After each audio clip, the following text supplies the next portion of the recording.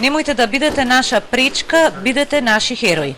Со овие зборови премиерот Зоран Заев од Брисел ги повика европските лидери да ја дадат на Македонија датум за почеток на преговори на самитот што почнува утре. На помалку од 12 часа пред почетокот на самитот, владата ги прави последните обиди да издействува отворање на преговори. Аргументите и се дека земјата направи многу и дека е подготвена да ги почне преговорите, и политички и институционално. Затоа бара преговори сега и веднаш. Пристапивме искрено и честно, разбираме и прифаќаме дека одделни членки на Европската Унија имаат потреба да ја отворат и заокружат дебатата за новата методологија за преговори. И ние сме за тоа. Сепак, сигурни сме дека и двата процеси можат и мора да одат паралелно. Методологијата може да се развие и спроведе. И тоа никако не пречи Северна Македонија да добие позитивна одлука сега и веднаш. На лидерство кај европските лидери повикува еврокомесарот за проширување Јоханес Хан. Тој посредбата со премиерот зборуваше колку болни и тешки реформи направи Македонија и дека земјата заслужува почеток на преговори. As Europeans, we should acknowledge all these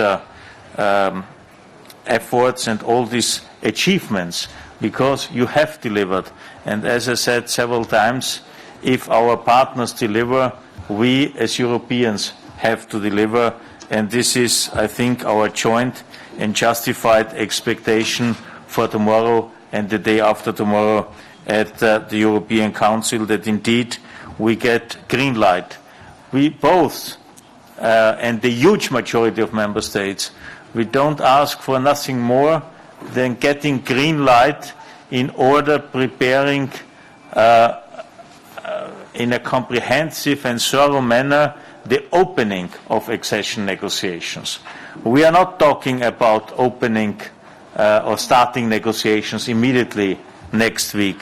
За сега и Хан и Заев се оптимисти дека на самитот на европските лидери утре и задутре во Брисел ќе одобрат почеток на преговори. Затоа и премиерот не одговори директно на прашањето што ќе се случи ако нема одлука за датум. Ќе доведе ли тоа до пат на владата и негова оставка? И во моето обраќање, како што го почнав, се обратив до лидерите на Европската Унија да не ни ги угасат звездите светлечки кои што не водат, кои што сакаме да ги достигнеме и правиме напори, до сега сме за пример во нашите напори, да не се обидуваат сега да станат пречка, тие треба да бидат нашите херои. Затоа што ако ги угасат светлечките звезди, ќе се изгубиме во темното. Во такви околности секако одговорност ќе треба да се преземе и јас кажувам тоа што го чувствувам. Јас сум тој што разговарав со пратениците, убедувајќи ги дека е вредно да го смениме дури и нашето уставно име и нашиот устав за еднината наша во Европската Унија, во европското семејство. Прогнозите се дека дискусиите на европските лидери на утрешниот самит ќе бидат долги и тешки. Проширувањето е само една од темите каде Франција инсистира прво на промена на начинот на преговарање, а потоа на проширување на Унијата со нови членки. Но тука е и прашањето за Брекзит и за односите со Турција по војната акција врз сириската граница. Од Брисел за Телма, Марија Дивитарова.